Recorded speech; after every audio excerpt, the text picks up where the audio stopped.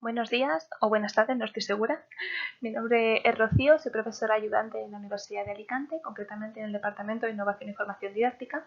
Y para este Congreso Internacional de la RIU, en el que estoy encantada de participar, he traído una ponencia acerca del conflicto moral y la figura rebelde en la distopía futurista, de Fahrenheit 451 a Detroit Become Human. Dejo aquí a vuestra disposición mi contacto, tanto el correo electrónico como la cuenta de Twitter, principalmente por si queréis que profundice acerca de alguna de las temáticas que seguramente, a causa de la falta de tiempo, voy a tratar de un modo superficial en esta ponencia, o sencillamente por si queréis permanecer en contacto.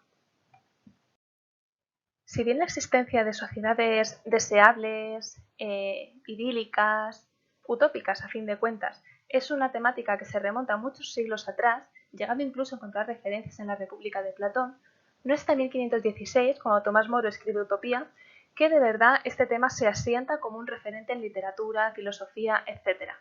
Sin embargo, sucede algo muy curioso en la obra de Tomás Moro, y es que el propio autor introduce a un personaje que trata de mostrarse escéptico sobre esta sociedad tan maravillosa que le está describiendo el viajero. Esto nos lleva a pensar en algo, y es, ¿realmente para cualquiera una sociedad utópica es tan perfecta como parece? ¿O es posible que podamos plantearnos algún fallo dentro del sistema de la misma? En este caso aún no estamos hablando de distopía, pero sí que el propio Tomás Moro, dentro de que está presentando una utopía, nos está abriendo la puerta a tener una mentalidad crítica acerca de este planteamiento. Más allá de esa breve pincelada, sin duda, el grueso de la obra de Tomás Moro nos empuja a pensar en esa sociedad utópica. Sin embargo, donde hay luz también hay sombras y poco a poco van apareciendo obras que plantean justo lo contrario. Tal vez a causa de un cataclismo, tal vez a causa de un gobierno totalitario, a causa de una tecnología, una deshumanización de determinados miembros de la sociedad, etc., dan lugar a escenarios indeseables, a futuros en los que no desearíamos vivir. En este caso, estamos hablando de distopías. Algunas de las obras cumbre dentro de este ámbito serían Fahrenheit 451, 1984, El cuento de la criada o Un mundo feliz, que poco a poco se están llevando también a la pantalla y por tanto aproximándose a un nuevo público. Las distopías ofrecen una posibilidad muy interesante que es la de reflexionar sobre ellas. Cuando estamos leyendo acerca de un futuro distópico, una sociedad distópica, estamos encontrando cosas que chocan contra nuestro sistema de valores, chocan contra nuestros intereses, nuestra forma de vida, nuestro código ético. En consecuencia, enseguida sentimos que queremos que esto cambie, no nos gusta eso que estamos leyendo, no queremos una sociedad como la que nos plantea esa obra. Entonces, queremos cambiarla, pero por supuesto no podemos. Estamos al otro lado de las páginas, es un poder que escapa a nuestro control. Es por eso que buscamos reflejarnos en la figura del rebelde y o divergente. Aquí tenemos dos ejemplos del cuento de la criada y de Fahrenheit 451, en el cual la figura rebelde aparece de un modo quizá diferente. Mientras que en el caso de June, en el cuento de la criada, hay una rebelión más directa, más activa, más fuerte, en el caso de Montag lo que estamos encontrando es una evolución paulatina del personaje hasta que termina impactando contra esa sociedad establecida distópica. Es difícil que esta clase de personaje nos guste por su carisma. No se trata de una novela fantástica con un héroe épico, una heroína épica. Se trata de personajes generalmente anodinos, con un carácter arisco, con una difícil capacidad de empatía, con inteligencia emocional limitada, quizá personajes que se dejan llevar por una venganza, que tienen un pasado trágico. Entonces, ¿por qué nos gustan tanto? Tomando las palabras de esta cita de Stanley Milgram, de su obra de Obediencia a la Autoridad del 74, es porque se trata de las marionetas que han visto los hilos. Son la única baza, el único elemento discordante que puede hacer estallar el sistema distópico que está levantando ampollas en el lector o la lectora. Atendiendo a las palabras de Jerez, Hernández y Encabo, estos personajes suelen dar satisfacción a los deseos, a las cuestiones morales o a los momentos de dificultad vital por las que las personas transitan. En este caso concreto, en el caso de las distopías y atendiendo a los intereses del lector o la lectora, no solamente hacen esto, sino que además se convierten en nuestro avatar. Son,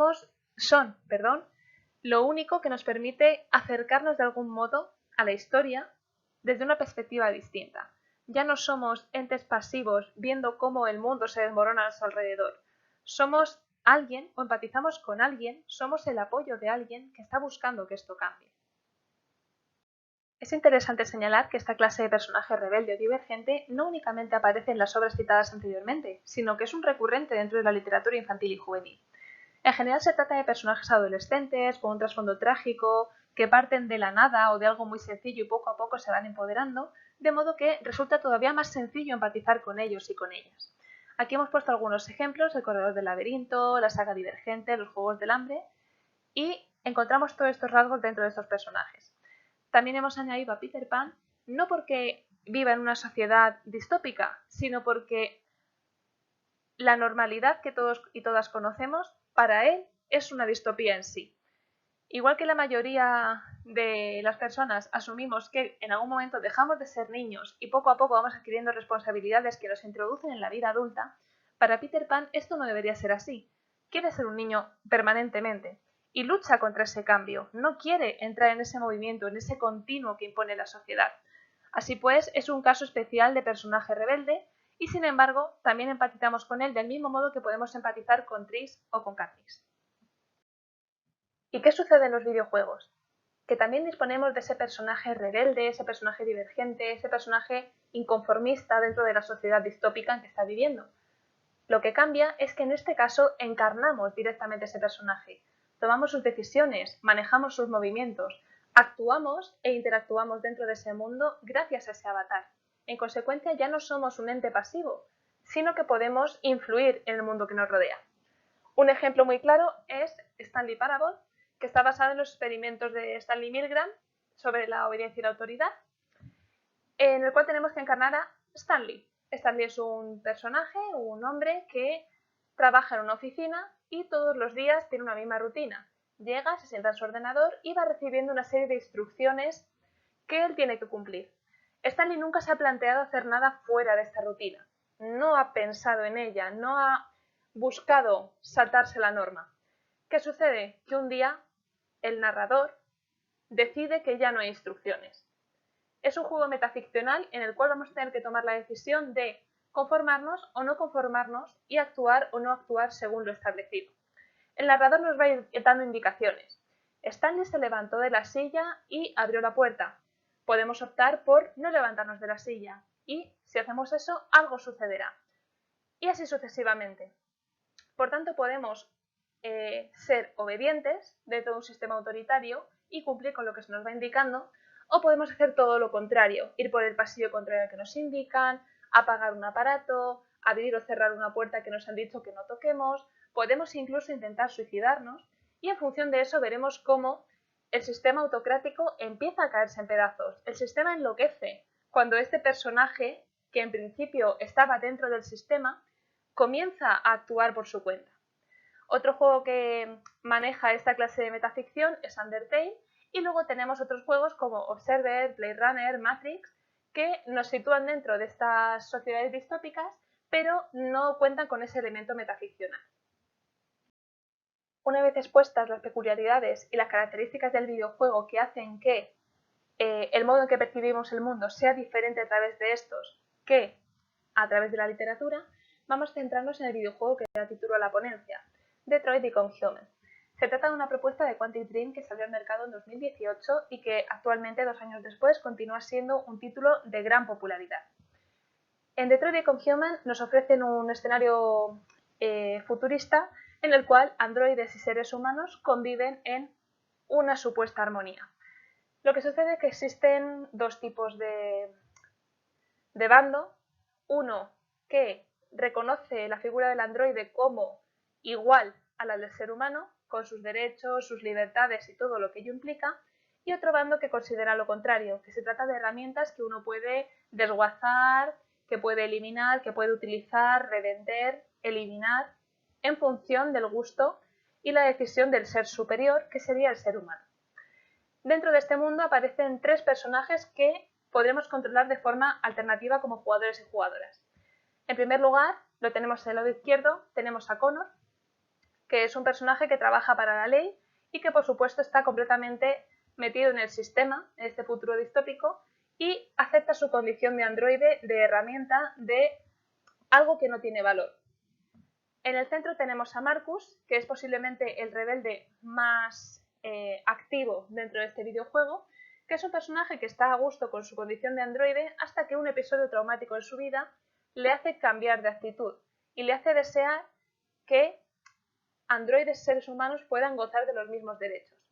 Y finalmente a la derecha tenemos a Kara, otro androide que quiere acabar con esto que está sucediendo, pero al no verse capaz lo que busca es una manera de huir sin dejar de cumplir con su misión, que es cuidar de una niña pequeña.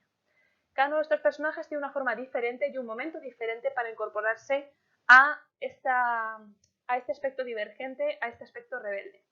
Marcus lo hace de un modo completamente directo, frontal.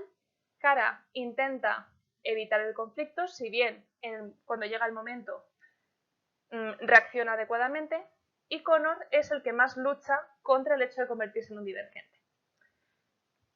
Cada uno de estos personajes ofrece un perfil diferente de rebeldía, pero cuando lo estamos manejando, en todos los casos estamos sintiendo ese mismo deseo de acabar con el sistema. Lo mismo que nos sucedía cuando estábamos leyendo Fahrenheit 451 o cuando estamos leyendo El cuento de la criada. Lo que sucede en este caso es que, como hemos mencionado anteriormente, en la diapositiva anterior, es que lo vivimos más de cerca, porque nuestras decisiones van a ser las que determinen si conseguimos o no conseguimos destruir este sistema. En función de las decisiones que tomamos como jugadores-jugadoras con cada uno de los personajes, podemos llevar a la muerte a estos personajes, podemos de verdad terminar con este totalitarismo, con esta deshumanización del androide, o podemos conseguir que sencillamente todo continúe igual. Una vez que hemos presentado, si bien brevemente y de forma superficial, el videojuego de Detroit Become Human, ya podemos comenzar a establecer paralelismos entre este y la obra Fahrenheit 451. Si bien existen varios ítems a analizar, como los que tenéis en pantalla y muchísimos otros, voy a centrarme en dos para ajustarme lo máximo posible al tiempo: la deshumanización y la figura del rebelde en construcción. La deshumanización en Fahrenheit es bastante más sutil que en el videojuego de Detroit. ¿Por qué? Porque lo que están buscando es que el ser humano pierda esa capacidad de raciocinio que es inherente a nosotros y que nos hace diferentes de cualquier otro tipo de animal. Sin embargo, en Detroit Become Human sucede algo mucho más brutal.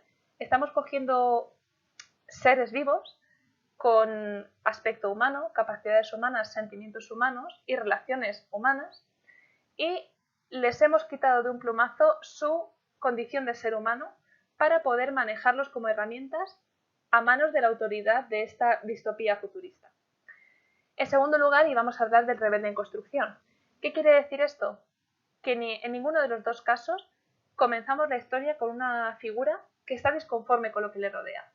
En Fahrenheit 451, Montague es un bombero que quema libros y es sencillamente lo que debe hacer. No se plantea que está mal hasta que empiezan a suceder ciertas cosas que le hacen cambiar de idea poco a poco. Lo mismo sucede en Detroit Become Human. Tanto Marcus como Kara y como Connor son androides que cumplen con su función, la de acompañante mayordomo, la de agente de la ley o la de ama de casa, cuidadora, etc. Pero cuando suceden ciertos episodios traumáticos en sus vidas, deciden romper con lo que se supone que son y tratar de hacer estallar el sistema. Así pues, no son rebeldes en sí.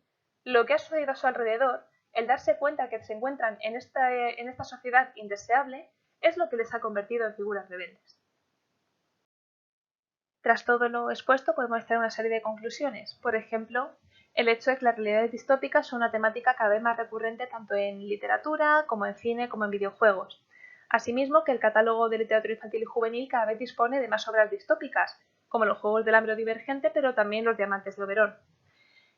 También que existe un catálogo de videojuegos para todas las edades que trata esta temática, de modo que podemos acercarnos con ellas a cualquier tipo de público. Y finalmente que sería muy interesante aprovechar las características que ofrece el videojuego, como por ejemplo la cercanía, el papel activo del jugador o la jugadora, etc., para reflexionar sobre temáticas como las que hemos planteado y como muchísimas otras. Dicho esto, muchas gracias por vuestra atención y espero que el tema haya sido de vuestro interés.